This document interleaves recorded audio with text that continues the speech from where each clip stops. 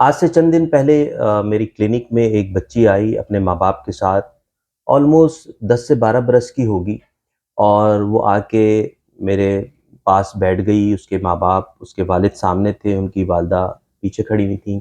जो प्रॉब्लम थी वो ये थी कि जी बच्चे के जो पेट का, जो नाभ का एरिया है, उसमें उसको शदीद दर्द होता है जब वो अपने मदरसे की तरफ रवाना होती है, और जब मदरसे पहुंच जाती है तो वहां पे उसका जो दर्द है वो बढ़ जाता है। अच्छा, इस केस को बताने का मकसद जो मेन है वो ये नहीं है कि वो मदरसे जाती है या वो स्कूल जाती है। इस केस को हमने बड़े ब्रॉडर टर्म के अंदर हमने इसको समझना है और देखना है। हर उस फिजिशियन के लिए ये वीडियो है जिसके पास बच्चे आते हैं। हर उस माँ के लिए है जो पढ़ाती है, जो कि स्कूल में टीचर है, घर में माँ है। हर वो मेल जो भी पढ़ा रहे हैं मदारिस के अंदर और स्कूल के अंदर, ये इन तमाम लोगों के लिए है। और इसमें बड़ी सीखने की चीज़ है, इसमें दवा की कतई कहीं पे ज़रूरत नहीं है। इसमें असल मसले को समझने की ज़रूरत है, पोस्चर्स को समझने की ज़रूरत है। जब वो बच्ची मेरे पास आई और ये केस जो है वो तकरीबन 2 से 3 सिटिंग्स हमारी हुई, उसमें जाके कुछ क्लैरिटी आई और फिर काउंसलिंग हुई। तो उसमें ये था कि जब हमने बच्चे को शुरू में मैंने दवा दे दी और जब वो 1-2 हफ्ते बाद आई, उसके पेट का दर्द वहीं का वहीं था। उसके माँ-बाप अल्ट्रासाउंड करवा चुके थे, वो क्लियर था, वो हर जगह दिखा चुके थे, कोई दवा काम नहीं कर रही थी।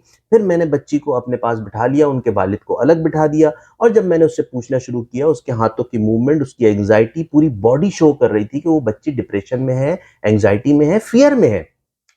तो फिर उसने बताया कि डॉक्टर साहब मुझे जो है वो इन्हीं दिनों में जब मैं पढ़ने के लिए जा रही होती हूँ तो तकलीफ़ होती है, नंबर 1 बात। जब मैंने उससे पूछा बेटा जून-जुलाई की जो गर्मियों की छुट्टियाँ होती हैं या वैसे अगर कभी छुट्टी हो 10-12 दिन की तो उसमें वो तुम्हें तकलीफ़ होती है? उसने कहा मुझे कोई तकलीफ़ नहीं होती है। तो एक चीज़ बिल्कुल सामने आ गई कि जो स्कूल या मदारिस जहाँ पे भी वो पढ़ने जाती है, एक तो वहाँ का ही कोई मसला है जिसकी वज़ह से वो बच्ची फ़ियर का शिकार है, एक बात।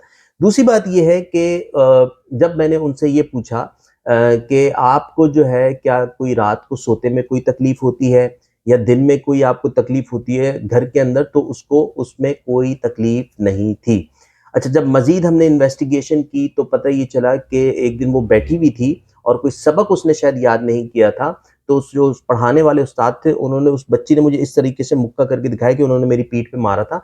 उसके बाद से मेरा खौफ बहुत बढ़ गया और ये मेरा पेन जो है इसके बाद से बहुत ज़्यादा शिद्दत इख्तियार कर गया। कहने का मकसद ये है वालिदैन से कि ज़रा बच्चों को सिर्फ़ दवा के पीछे ना लगाएँ। उनसे पूछें कि बेटा तुम्हारे साथ क्या मसला हुआ है? तुम हमें बताओ। और अगर आप उनके सामने खुद ये कह देंगे कि हाँ, आप नहीं पढ़ेंगे तो पिटाई तो होगी, आपको डंडा तो पड़ेगा, तो बच्चा जो आपको थोड़ा बहुत भी कुछ बता रहा है, वो भी बताना छोड़ देगा। और इस तरह से ना पढ़ाई हो पाएगी, ना सेहत बच्चे की बनेगी। तो हमने बच्चे से कनेक्शन डेवलप करना है, फिर करेक्शन करना है, ये मैं माँ-बाप से अर्ज़ कर रहा हूँ। उसके बाद जो है दूसरी चीज़ जो है वो पोस्चर है। वो ज़मीन पे बैठ के जब अकड़ू हालत में जब 6-6 घंटे एक बच्ची बैठेगी, तो सबका जो बॉडी होता है वो डिफरेंट तरीके से रिस्पॉन्ड करता है, उसको वो तकलीफ बढ़ जाती थी। ये पोस्चर की बात आ गई, वो इमोशंस की बात थी। और अब मैं यहाँ पे एक गुज़ारिश अपने वालिदैन से तो कर चुका, अब मैं उस्ताद से करूँगा कि उस्ताद का काम जो है वो सब्जेक्ट से जो है इंटरेस्ट पैदा करना है।